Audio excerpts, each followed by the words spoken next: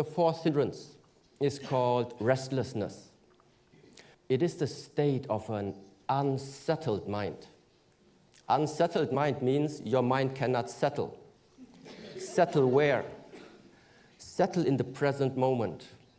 An unsettled mind either is worrying about the future or traveling into the past and rejecting, judging about an event that happened into your past.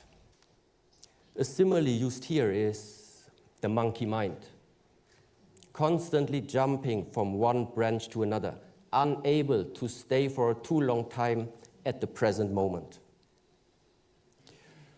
The problem is, there is no time to see clearly anymore.